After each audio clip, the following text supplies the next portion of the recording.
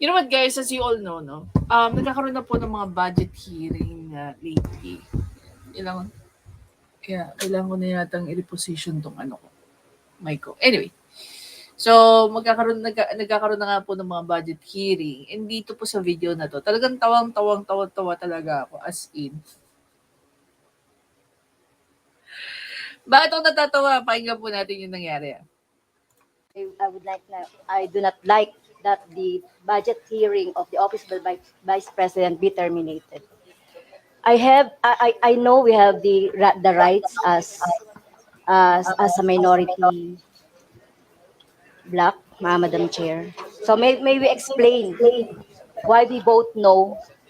With all due respect, this representation would like to request Honorable Castro to just please submit the manifestation to the I Committee object, on Madam Chair. Appropriations. So And the can I budget have the floor, presentation Madam has already Chair? been terminated. So we would like to So Madam request Chair, hindi Her natin Honor ito to submit the inaasahan, presentation. Madam Chair, yung ganitong And once again, proceedings. this budget briefing is At meron suspended. po tayong meron po tayong issue na dapat na pakinggan ng ating taong bayan at masagot ng Office of the Vice President. So, Grabe, may mannerism si Madam Chair, kaya talagang kailangan maipaliwanag itong 125 million.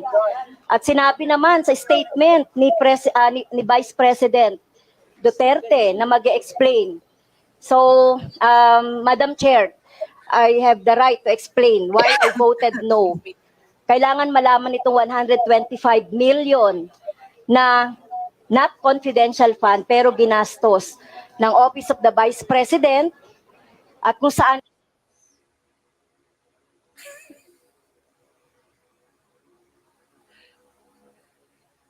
Ito yung reaction ng isa dito, may isang kongresista. Is she a congresswoman?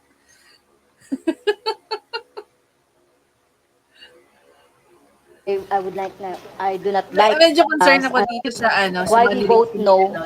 Tingnan niyo yung With all mannerism due face respect, niya, this Roman representation would like to request Right, Honorable Castro to just please submit the manifestation to the I Committee object, on Madam Chair. Appropriations. So, And the budget Actually, guys, pag may mannerism ang tao, may something about sa mga yan eh. Napag-aralan namin yan both in psychology at saka sa science, I mean in terms of nursing. So normally yung mga may mannerism daw, typically hindi ko naman sinasabing siya. Pero ang mga tao daw na may mannerism, okay, yun yung mga nanggaling sa drugs before. Ganyan. Malay natin, di ba? Pero disturbing yung kanyang mannerism no? Tingnan mo. I have the floor, presentation Madam has already Chair. been terminated. So tingnan mo. we Meron talaga would siyang like to mannerism. So, Madam request Chair, hindi Her natin Honor ito to submit the inaasahan. presentation. Madam Chair, yung ganitong Anyway, ano ba pinagsisiksikan nito ni Franz Castro? No? Gusto niyang paimbestigahan yung 125 million na ginastos daw within 19 days ni VP Sara Duterte sa OVP. Alam mo, ang akin lang naman, kung masyado kang concerned about sa confidential fund ng OVP, kung paano na-spend yung 125 million na yon. Unang-una sa lahat, Congress kayo, hindi naman kayo COA. Ngayon, most probably, pwede naman kayong mag-approach, no? Pwede nyo i-approach si COA about dyan sa hinahanap yung value. Natatakot ba kayo dahil alam nyo exactly kung saan ginagastos? Masyado yung pinupunteriya ang budget ng OVP when it comes to CF nila, confidential fund. Normally naman, as we all know, na ang mga confidential funds is ginagamit sa mga intelligence activity. No? Intelligence activity ang OVP, may intel activity ang mga ang DepEd. So, unti-unti na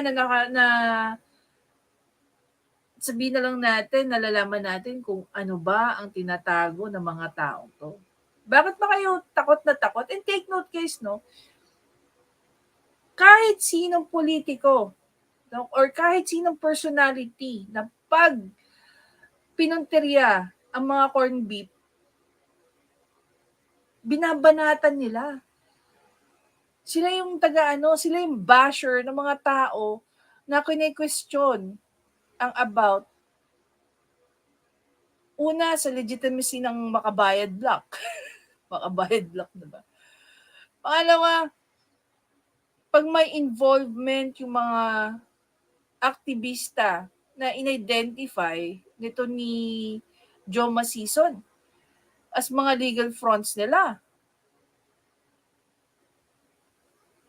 Sa totoo lang, maluwag pa ang gobyerno natin kasi yung mga gaya ng mga to, hindi pa ini-extinguish. Siguro kung sa ibang lugar yan, baka hindi na kayo nag-i-exist. Makwento ko lang, alam nyo ba, eto lang, sa UAE, bawal ang union. Walang aktivista doon, gaya dito sa Pilipinas. Yung pagbibigay natin ng sobrang freedom sa mga tao, more often than not, inaabuso lang. Marami po tayong mga batas na inaabuso ng maraming Pilipino. Maliban dyan, itong mga batas na to, kung hindi man naabuso, hindi naman well implemented. Maliban pa dyan, yung mga tao na binigyan ng power to implement the laws, yun din ang isa sa mga number one, no, na umaabuso. Whether yan ay politiko, law enforcer, at kung sino-sino pa. Actually, meron nga ako isang video na daanan. Pakita ko lang din sa inyo. Eto. Wait lang. Hagipin lang natin ng mabilis. So ito guys, prosecutor naman ang involved dito. Hindi naman nag-angas. Pasensya na po.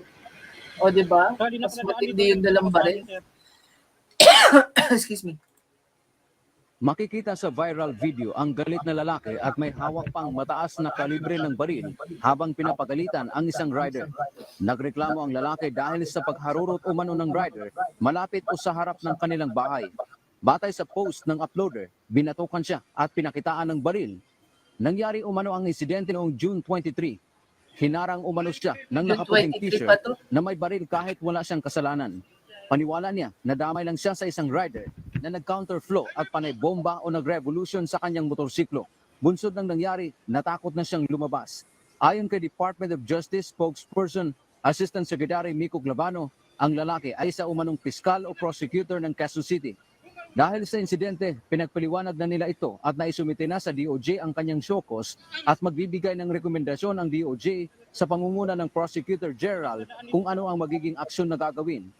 The department does Actually, not hindi lang condone- yan, no? Hindi lang yan. Pwede pong mapasuspend yan. Kung ako doon sa rider na yun, sumulat ka sa IBP. Pwede ka mag-file ng complaint sa IBP. any violent behavior of this sort.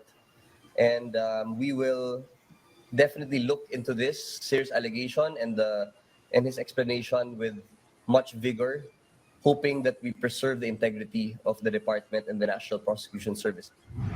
Binigyang diin ng DOJ, hindi pinapayagan. Anyway, no? Gaya niyan. Diba? Not because na isa kang prosecutor, akala mo ikaw na si... Guys, ang daming tanggol, ang daming Cardo Dalisay sa kalsada. Kung ano pinagagawa. Diba? Maghinay-hinay kayo, guys.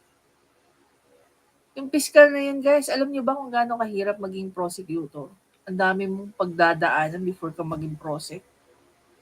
Tapos masasayang lang pagiging prosec mo dahil dyan sa ginawa mo.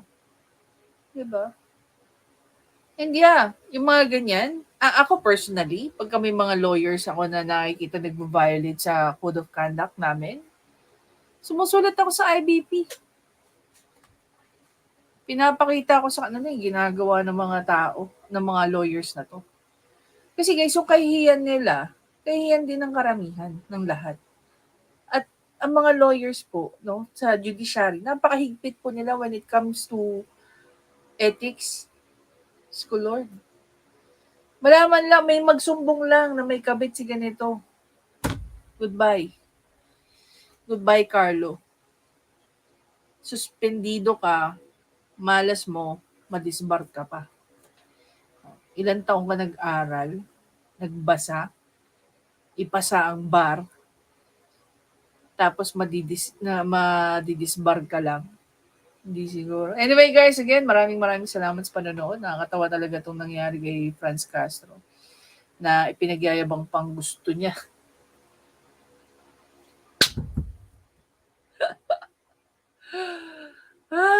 Franz Castro. Gusto na lang ipa-impeach.